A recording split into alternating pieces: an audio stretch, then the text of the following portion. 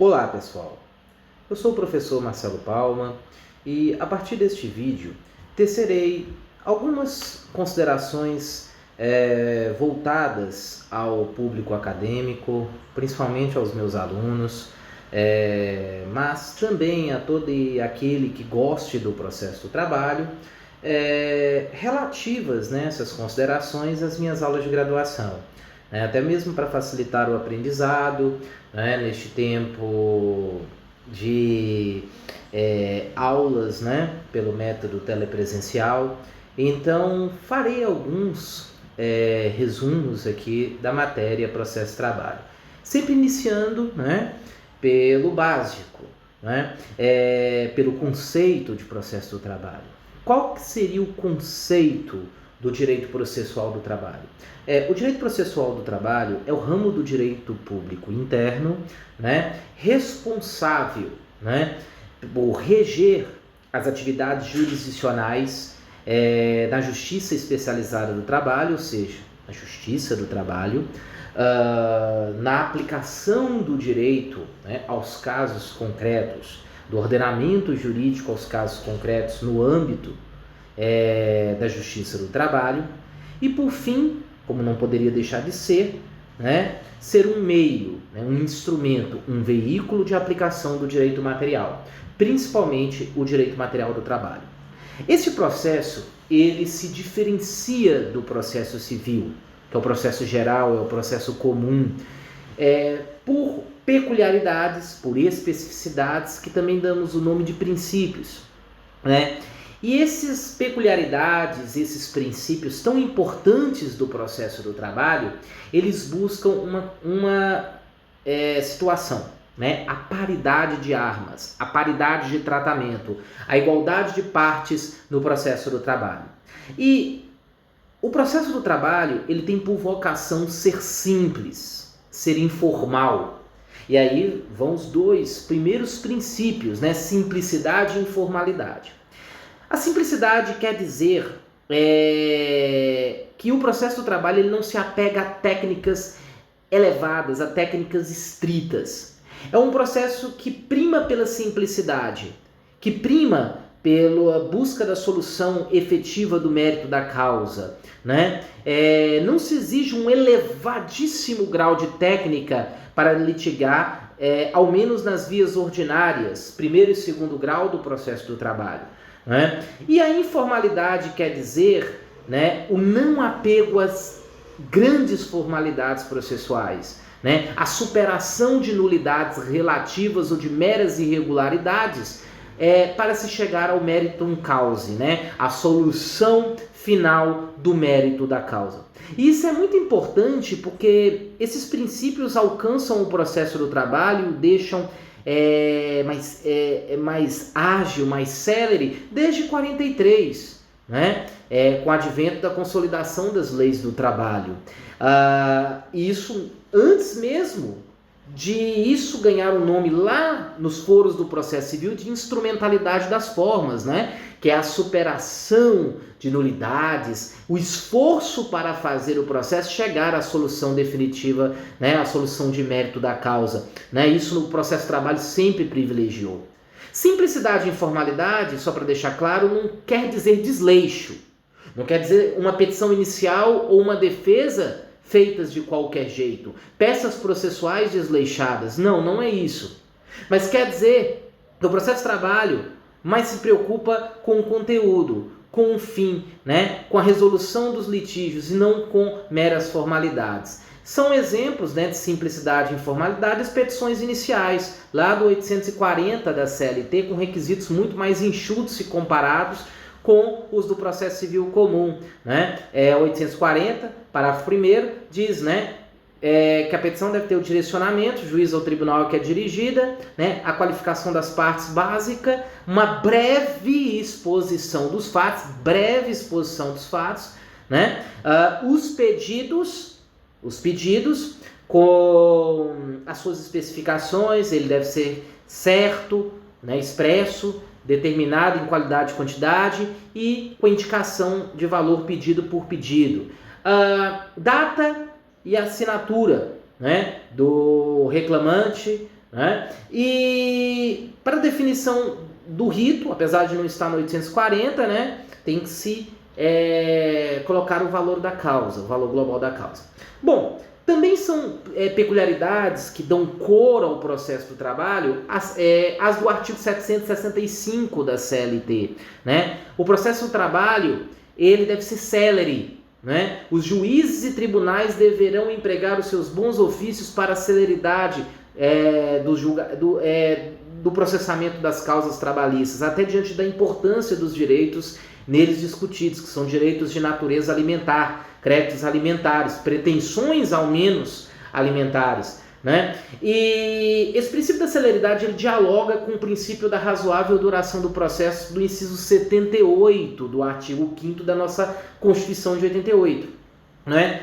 É lógico que não é uma celeridade a qualquer custo, atropelando o contraditório, atropelando a ampla defesa, ao direito à regular produção de prova. Não, não é isso, né? É uma razoável, né, duração do processo que depende da complexidade da causa, né, do comportamento dos litigantes, que também diz muito se o processo, por que um processo é mais rápido ou ele demora, né, que elas devem cooperar conforme o artigo 6º do Código de Processo Civil, né? E também da estrutura do judiciário. E só para deixar uma informação, a Justiça do Trabalho é uma das mais céleres do país, segundo próprios dados existentes no Conselho Nacional de Justiça.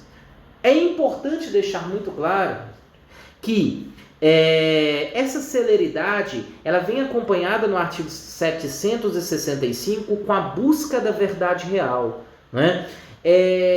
Muito embora nos processos de índole cível, né, ou seja, nas jurisdições não penais, a jurisdição se contente com a denominada verdade formal. O que é a verdade formal?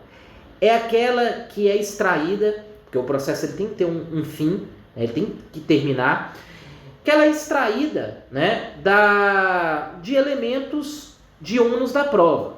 Por exemplo, o reclamante ele afirma que trabalhou acima da 8ª hora ou da 44ª semanal, mas ele não consegue provar isso, né?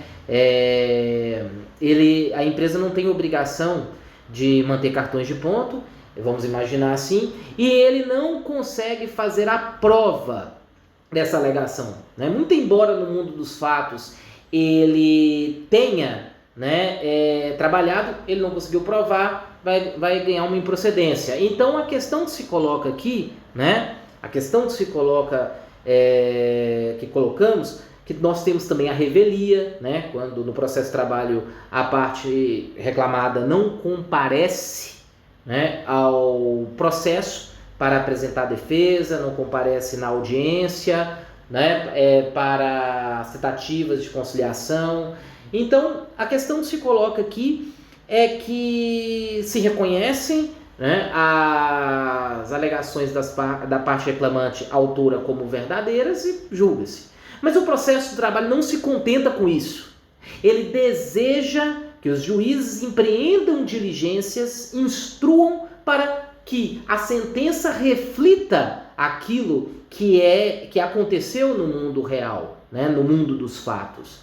Então, o processo do trabalho, ele é um processo que privilegia a busca da verdade real, E neste caminho, o processo do trabalho, ele é um processo muito oral, E aí vem a outra peculiaridade, que é o princípio da oralidade. Ele privilegia, muito mais do que o processo civil, a prática dos atos processuais de maneira oral, verbal, não escrita. Desde a petição inicial, que pode ser atermada, ela dita verbalmente pelo reclamante, lá no setor de atermação, A defesa pode ser oral em 20 minutos, na primeira audiência ou na única, conforme o artigo 847. As próprias razões finais podem ser orais em 10 minutos, conforme o artigo 850 da CLT. A própria instrução oral, a impugnação do artigo 852H do rito sumaríssimo.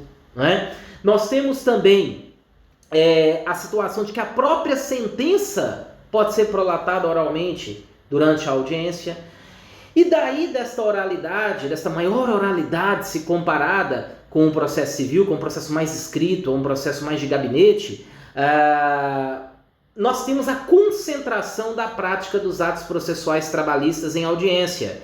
E isso é muito importante, por quê? Porque se o processo ele é muito oral, onde que é o momento por excelência de produção dos atos orais e também da prova oral? É na audiência trabalhista. A ponto de que Manuel Antônio Teixeira Filho deixa claro que a audiência trabalhista é o coração do processo do trabalho. E isso é muito importante, né? Que o processo trabalhista, ele tem no foro da audiência, ele tem na audiência o seu momento máximo. É por isso que no processo trabalho há tantas audiências e nossa pauta de audiência ela é muito carregada, né? É muito mais do que, por exemplo, em outras justiças, né? Porque o nosso processo ele assim exige, porque ele é de uma maior oralidade, ele é menos escrito e mais falado. Muito embora a prática dos atos processuais orais é reduzida a escrito mediante termo nos autos, por isso os nomes termo de audiência, termo de reclamação, termo de acordo, né? Porque todos os atos processuais verbais eles têm que ser reduzidos a escrito, né? Porque as palavras voam, mas os escritos permanecem. E então nós temos a oralidade, a concentração da prática dos atos processuais em audiência, né? O processo de trabalho privilegia a audiência, que é o coração do processo de trabalho, né? E a produção dos atos processuais, né? Ela deve ser feita pelo magistrado diretamente. Daí a outra peculiaridade, que é o princípio da imediatidade ou imediação, né? É o juiz que diretamente deve colher a prova testemunhal, ouvir as partes, ouvir os peritos em esclarecimento, né? E mesmo as provas documentadas, que é a exemplo da documental, a pré-constituída, ou a pericial, que é documentada num laudo, elas também estão submetidas ao crivo do contraditório e a apreciação do juiz, né, em sua convicção motivada, né? Pessoal, e para finalizar esse vídeo, né, por hora aqui com os princípios, nós temos a conciliação, que é importantíssimo, né, no processo de trabalho. É um método de solução autocompositiva dos conflitos, né? O processo do trabalho sempre privilegia, né? E o artigo 764 da CLT traz isso como princípio, um dos máximos do processo de trabalho, que é a busca pela conciliação, né? Ao ponto de dizer que os juízes do trabalho empregarão sempre os seus bons ofícios e persuasão na busca conciliada dos litígios, né? A conciliação é um método autocompositivo em que um terceiro, no caso, ou um magistrado trabalhista ou um servidor preparado para tal, no âmbito da Justiça do Trabalho, ele participa das negociações, faz efetivas propostas para auxiliar as partes, mas quem chega à solução e bate o martelo são as próprias partes, né? E essa conciliação, e a conciliação, só para deixar claro, é diferente da mediação, muito utilizada em varas de família, né? E também é possível utilizar no âmbito da Justiça do Trabalho, né? Conforme a resolução 174 do Conselho Superior da Justiça do Trabalho. A mediação, o terceiro, no caso o mediador, ele não faz efetivas propostas, né? Ele apenas facilita o diálogo. Mas de qualquer forma, deixo claro aqui que na Justiça do Trabalho utiliza-se mais a conciliação. Esse terceiro, ou o juiz ou o servidor, ele faz efetivas propostas, ele é mais ativo na busca da solução conciliada. Gente, por que se concilia tanto, né? Se negocia tanto na Justiça do Trabalho? É porque a CLT sempre entendeu, e hoje o CPC cantou essa pedra em 2015, mas a CLT desde 43 entendeu que a solução conciliada é sempre o melhor caminho. É sempre a melhor solução as próprias partes escreverem o resultado de suas demandas, a solução de suas demandas de per si, né? E não depender de uma solução imposta pelo Estado juiz. Então a conciliação ela é muito importante, né? Ela é muito importante porque ela tem uma tendência maior em pacificar o litígio, né? E a CLT exige que o juiz do trabalho tente ao menos 2 vezes obrigatoriamente a conciliação, né? na abertura da primeira ou única audiência, né? Por que eu falo primeira? Porque no rito ordinário normalmente são fracionadas as audiências e tem uma só para conciliação. E no rito sumaríssimo é uma só, né? Então, antes do recebimento da defesa, tenta-se a primeira proposta. Se frustrada, segue-se o processo. Se consegue a conciliação, reduz a termo o ato de conciliar, né? O termo de acordo. E a segunda oportunidade, que é obrigatório o magistrado tentar, né? Encerrada a instrução, após as razões finais orais, né? Em 10 minutos das partes, tentar novamente a conciliação. Bem, gente, por hora, são essas as considerações que eu tenho a fazer.